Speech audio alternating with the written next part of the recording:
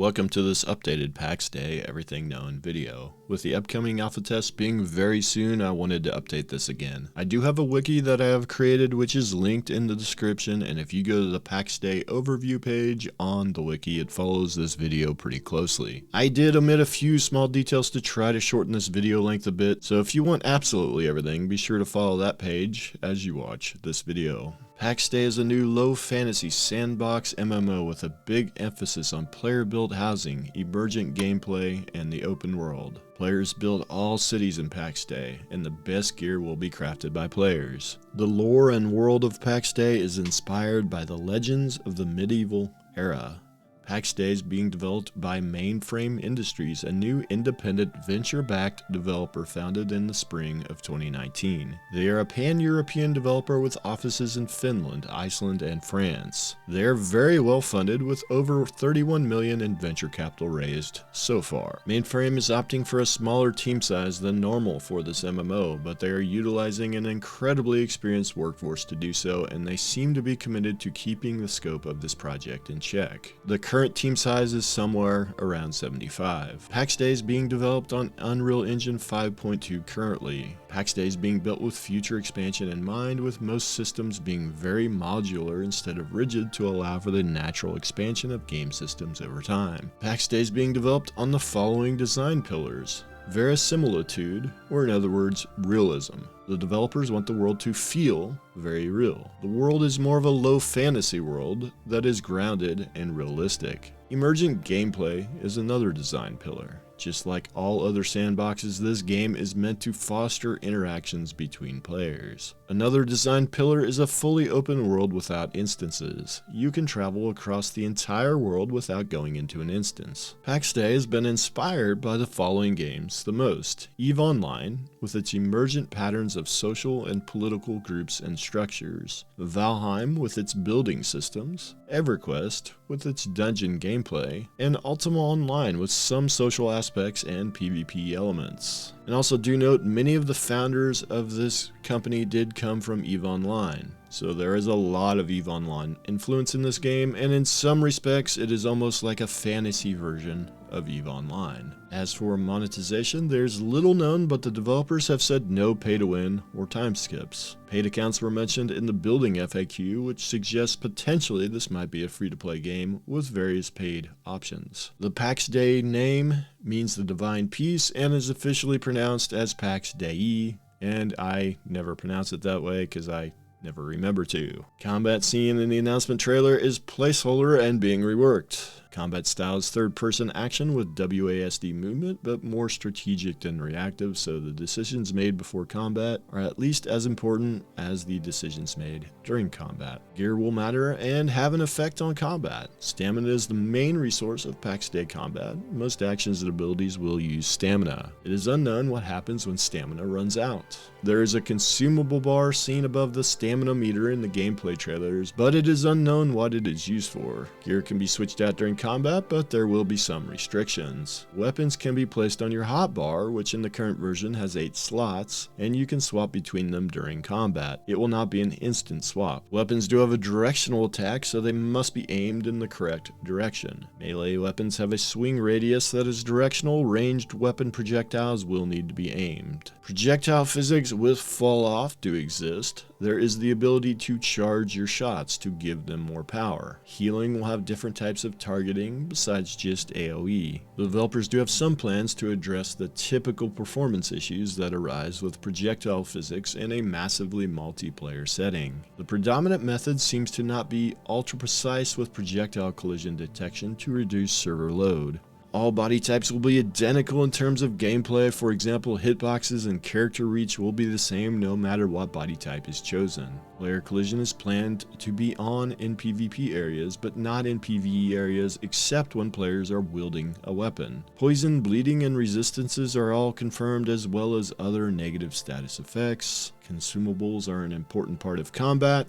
PvE in Pax Dei is very freeform and open. There will be large, open, and deadly dungeons and raid targets. There will not be traditional survival game mechanics like hunger and thirst, however food and drink will provide useful buffs and other benefits. There will not be traditional MMO cities with NPCs, NPC quest givers, or NPC vendors in the world, but you will find a wide variety of creatures and AI enemies in PvE. No quest givers does not mean there is not quest-like content. The developers might eventually add some NPCs to the world, but that might be after launch. The developers want to allow emergent gameplay so players can create their own quests, in essence. The main way the game will deliver quests is via notes and via researching discarded artifacts. New players will be able to immediately make a meaningful contribution to the world, no matter the gameplay area they are in, and be able to quickly equip good quality gear. The developers still want to ensure a solid new player experience despite the lack of NPCs and quests. One way a new player can help existing players is the plot system.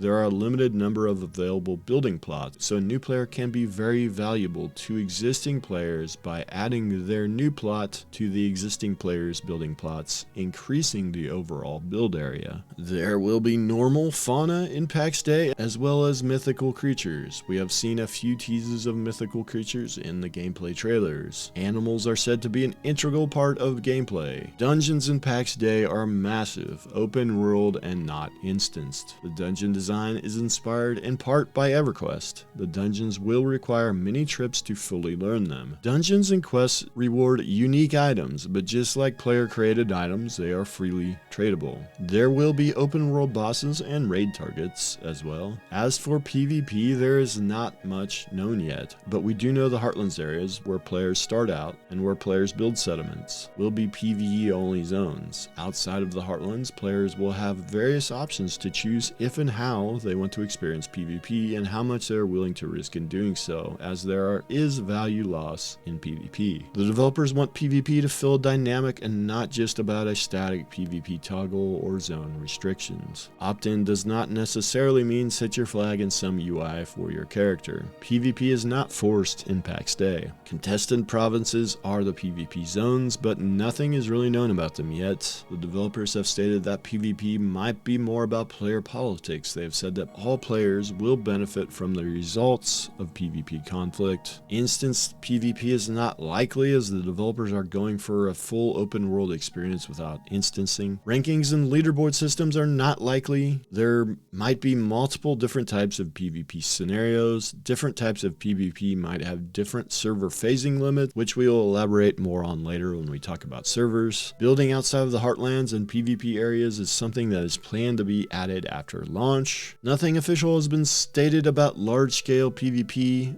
but they have mentioned wanting to have something like that eventually. Magic does exist in Pax Dei and in more ways than in just combat. However, this is a low fantasy sandbox MMO, and magic will not be something that players have immediate access to. It will be something that players will need to acquire. Some magic will use reagents. There will be different schools of magic. Players cannot create their own spells. Magic, like all skills in the game, will get stronger the more you use it, but not every skill will be ideal for every encounter. You can find spells, and you may be able to find a magic spell that no one has seen before. Will the game have diseases? Yes, but it will follow the tradition of the time period where a lot of people viewed disease as a form of magic. As for the player characters in Pax Dei, all players will play as humans in Pax Dei. There is said to be a high level of character customization, and details of that will be upcoming in the October 2023 Character Customization FAQ, which will release after this video is complete. There are no classes in Pax Dei that you can select when you create your character. Instead, your chosen gear, weapons, and leveled skills will be what forms your class. You are not bound to one class. You can level up other skills and change your gear to change your class. The Holy Trinity does exist in Pax Dei. Gear will be the main source of abilities and spells. How much you have leveled each skill will determine how much you can utilize them. Pax Dei does not have player levels. Instead, you level up your skills and you upgrade your gear. Skill leveling is said to be fairly fast without the need for grinding. Progression in Pax Dei is based on progressing your skills on your character and equipping different weapons and armor. You are not locked into any progression path. You progress your skills simply by using them. Players can very early participate in what would traditionally be the endgame, as anyone can equip any gear and quickly get up to speed. Moving on to the world of Pax Dei, the world is being built with a semi-procedural approach where the human makes the interesting and important decisions and the computer fills out the rest. Roads in Pax Dei will be pre-existing and not built by the players. The world is said to be grounded and realistic and is confirmed to be a low fantasy setting. Pax Dei is a fully seamless open world. You can travel from one end to the other without any instancing. The actual world size is not known, but we know that each server will have 20,000 players and multiple provinces each, and each of these provinces is 100 square kilometers, but with a smaller playable area. The current Alpha Heartlands province is 100 square kilometers with 70 square kilometers of playable area. The developers will not have the entire world in at the release of Alpha, with only one of the 4 regions being in at Alpha release, Gallia. The aim is for 2 or 3 Heartlands provinces, plus some dungeons, and another unknown province type for the Alpha. Overall, this would give a playable area of 150 square kilometers for the Alpha. For the launch, it is likely to be much bigger. There will be multiple ways to traverse the world, including mounts at a later date. Fast travel might be possible, but will be limited when carrying materials for crafting. As for building outside the Heartlands, some temporary structures such as campfires, campsites, outposts, and tents might be possible, but full structures will not be. The world is divided into 4 Old Kingdom regions, 4 in-between regions, the Outer Rim world, and Axis Mundi, which is the center of the world. Regions are divided into provinces. Kingdom regions contain Heartland provinces and are closer to Axis Mundi, and in-between regions are smaller and wilder and further away from Axis Mundi and closer to the Rim worlds. The 4 Old Kingdom regions are Gallia, Gothia, Anatolia, and Iberia. The in-between regions are Thule, Carpathia, Helios, and Atlantis. Within each region are several provinces. Each province is 100 square kilometers with a smaller playable area. The playable area of the first province in Alpha, Ancien, is 75 to 80 square kilometers. The known province types so far are Heartlands provinces and contested provinces. The Old Kingdom region of Gallia, and the first that is playable, will eventually contain the following provinces: Caries, Mary, Ancien, and Lioness. Mary and Ancien are the first 2 provinces available in the upcoming public alpha. Within the Heartlands provinces are areas known as home valleys. The average size of each home valley is roughly 10.7 to 11.4 square kilometers. These home valleys are where players are free to build housing and settlements. The first province, Ancien, contains the 6 home valleys shown on screen. In between the home valleys are areas called the Wildlands, and these will be much more dangerous areas. Biomes are also in the game. Each province will contain multiple biomes. The known biomes are shown on the screen. There are bodies of water and associated gameplay, but at the launch of the game, ships will not be likely, but they might be later added in a future patch. Books will play a big role in the game, but we don't know any details yet on that, and they will not be in the alpha. Seasons might eventually be added to the game, but not anytime soon. There are day-night cycles, and it does affect gameplay. Full moons might have gameplay effects. There are a lot of weather effects, but whether or not this affects gameplay is not yet known. Moving on to gearing in Pax Dei, the inventory slots seen so far are shown on the screen. Gear and item tiers have been seen. The difference between tiers of gear is not necessarily a linear progression. Sometimes tier increases just give more options instead of increased power. Players can equip any gear, but they might not have the skills leveled to be effective with that gear. Some gear will limit the effectiveness of magic use. All items and resources in Pax Dei are freely tradable.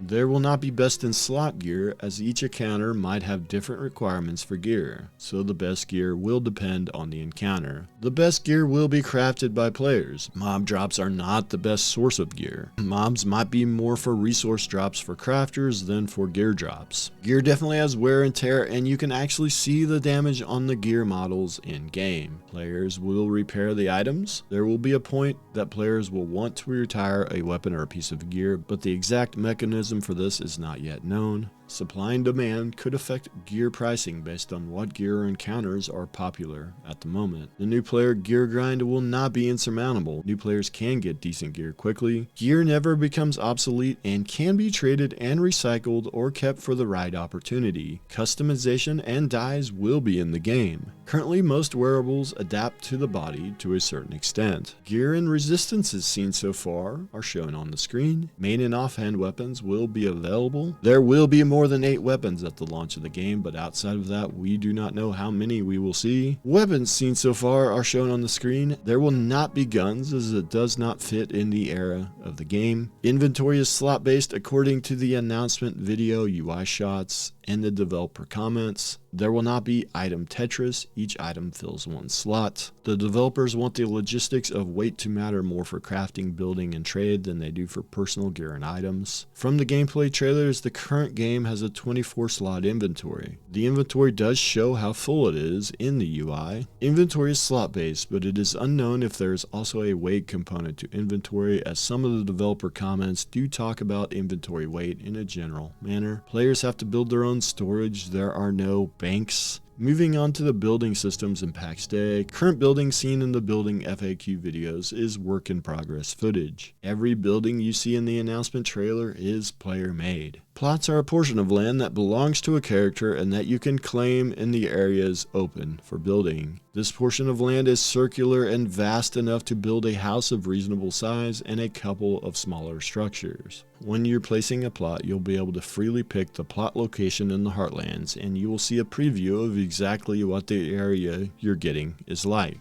Players will need to build a building hammer. Then they can use that to claim a plot. Plots can be joined to create a larger plot that fills in the once circular build. This encourages players to work together. This image from Discord user Redemption is a rough representation of what that might look like. Plot expansion is not exponential when joining them, it is linear. Once plots are joined, players can set the permissions to allow players to build on their own plot if desired. Players are not forced to join plots, but it is beneficial to do so. You do not have to be in a clan to join plots. Access to inventory chests and many items and building permissions on your plot can be controlled with a permission system, but you cannot restrict other players being on your property with this system. Currently, doors are not in the game, but they are being added. It is unknown if door permissions will be a thing, but it has been said the permission system will be extensive. The developers are aware that players leaving your clan could cause problems with shared plots, and they are working on solutions for this. You can move your plot, but currently you have to manually move all the things to the new plot location. The developers are working on ways to streamline this. There are no mechanisms in the game to prevent someone from claiming a plot near your clan to block expansion of your clan building, but that is not a situation that benefits the person that does it. Paid accounts get 1 plot, more can be acquired, but the mechanism for that is not yet known. Abandoned plots can have items taken from them if they are left behind. The developers are working on the timeline of how quickly a plot becomes abandoned when a player becomes inactive and how quickly they can rebuild when they come back to the game. Most buildings in the game will be built by players. Players cannot claim pre-existing buildings. All towns in the game will be player run. As for restrictions on where building can be done, as said before, building can only be done on plots and in the home valleys within Heartlands provinces. Players cannot build in front of dungeon or other specific POIs or on the roads. Players cannot build underground. There will be some pre-existing structures that do go underground. Players cannot terraform the land, but when building foundations, it will level the land. Buildings can be pretty substantial in size if combining plots with your clan members. Multi-level buildings are in the game, but skyscrapers will not be possible. The building system is said to be very forgiving if mistakes are made. There are structural integrity limitations players must adhere to in terms of support pillars and walls and other physics-based limitations. Building physics is said to be similar to Valheim. It is possible to build on water. Curved walls are not currently in the game, but they will be considered. Angles can be achieved by overlapping when placing building components. Players can build in any way they want. If they want to build a tavern, they can, but these are not implicit building types that the game provides. Players will also build all crafting crafting and resource gathering stations. The number of plots you have is the limiting factor on how many structures you can build. All buildings are custom made and not pre-made templates. Doors and signs are not currently in the game, but will be. Modifiable signs are something the devs are working on. The developers aim to make the building unique with plenty of variations possible. Will players be able to venture outside the Heartlands and make their own settlements? Some temporary structures might be buildable outside the Heartlands, such as campfires, campsites, outposts, and tents. Larger scale building might be possible in the future, but not currently. Campfires and torches will have beneficial effects. Building outside of the Heartlands and PvP areas is something that is planned for after launch. As building is only in the Heartlands currently, which are PvP free zones, there is not raiding or player destruction of buildings currently. Trading and politics are potential reasons to visit other settlements. Moving on to crafting, which is another huge system in Pax Dei. Crafting is a huge part of the game, and players can make it the main thing they do in the game. Crafters make the best gear in the game. Crafting recipes are a thing, and they might be found. Some crafting is skill-based, some is time or process-based. RNG in crafting can cause crafting failure, but it can also cause a different outcome. This outcome might create a better version of the product, or it might be the same strength with slight variations. Increasing your crafting skill can increase your chance of success. There is no limitations on being able to level only certain crafting professions. Players can choose to be a jack of all trades or to specialize, though either way players likely want to work with other players. Due to space limitations within building plots, the time requirements to level a crafting discipline, and the reliance on other players for crafting, it might be difficult to become a jack of all trades crafter that is self-reliant. Flora and fungi are said to play a huge role in crafting. The Vigils of the World are module, which can give the players a lot of flexibility during crafting. Food crafting will be in the game and will have a major role. All food will be made by the players, like most things in the game. Moving on to gathering in Pax Dei, gathering is said to be a non-system system. Anyone can gather anything without restrictions other than you might need the applicable tool. The known gathering skills and gatherable materials are shown on screen. All visible resources are gatherable, useful, and there is a lot of complexity to them. For instance, from the World FAQ is the following statement about trees. In fact, the first resource document that was written for this project was a 72-page treatise called Trees in Pax Dei, listing 21 different species of trees, the conditions they need to thrive, an overview of their material properties, hardiness, brittleness, grain size, how they burn, the difference in qualities of their sapwood and heartwood, which fungi grow on them, what fauna follows them, as well as listing mythical and magical properties they might have. Needless to say, everyone will start the game as a layman when it comes to identifying the different qualities of wood, but as the game progresses,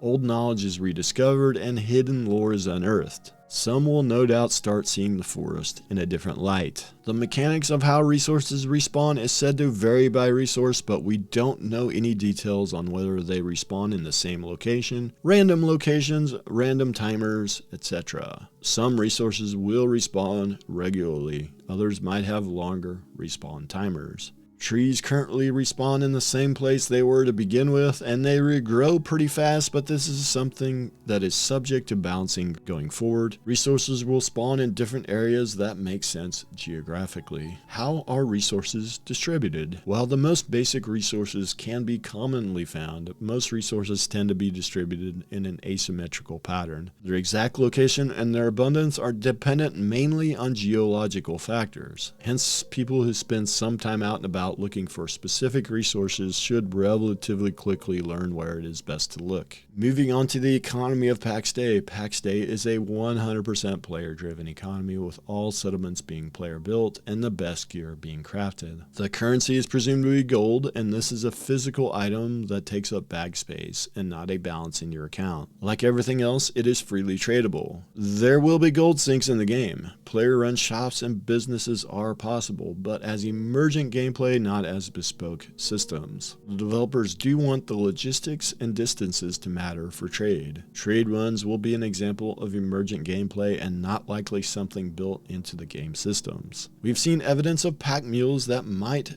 be used for this purpose. Moving on to the platform this game is being developed for. Pax Dei is being developed for Steam on PC only at the start, but they're working on having eventual support for console as well. The game is also said to be cloud native, but currently the game does compute locally. Mainframe definitely wants this MMO to incorporate a lot of natural social interactions, and they do so by removing as many barriers as possible that prevent emergent gameplay. Clans are a social group within the game, and there are no limitations on clan size, as that would be a limitation on emergent gameplay. There will be clan permissions for crafting and storage. There might be other social organizations in the game as well, besides just clans, but we don't know the details of that yet. In-game voice chat is likely to be in the game at some point. The developers want it to be easy to find your friends in the game. Politics between clans and players will be a thing, but how much will be based on emergent gameplay versus in-game systems is yet to be seen. Religion is in the game and is said to be deep and complex. Solo and casual play is feasible, but bigger goals like dungeons and world bosses will require groups. There are plans for an extensive ambient audio system that takes into account many different factors based on a player's current location in the world. As for servers, the game will not have mega servers. It will instead have sharded servers. The goal at the launch is for 20,000 players per shard. The game does utilize server stitching, wherein the smallest parcels of land, which are the size of a home valley or wildlands, is hosted on one UE5 server. And players, when walking to a new parcel of land, will seamlessly transition to a different server. These smallest sized areas of land are roughly 10.7 to 11.4 square kilometers. These areas can be phased if too many players are in these areas. The current limit is 150 players per phase, but over time, the developers want this limit to be much higher. Guilds and groups will be kept on the same phase. PvP areas might have higher phasing limits. Buildings that exist in the world will be available in every phase. It will be rare to see a building built without a player in your phase, but it is possible. Items and chests will be accessible in any phase. Different server types such as PvP and PvE are not likely. The camera perspective of the game is third person, but you can zoom in very close to your character. The hotbar currently has 8 slots in which different weapons and tools can be slotted for swapping between, as well as consumables. There will be UI customization in Pax Dei, but the details are not yet known, and this is something that will be done later in development. They do want the default UI to be very good and the best setup for most people without having to adjust everything before you play the game. As for an in-game map and mini-map, not all places in the game will have an in-game map, such as dungeons, and the areas that do have a map will not have all the details and will exclude things such as player settlements.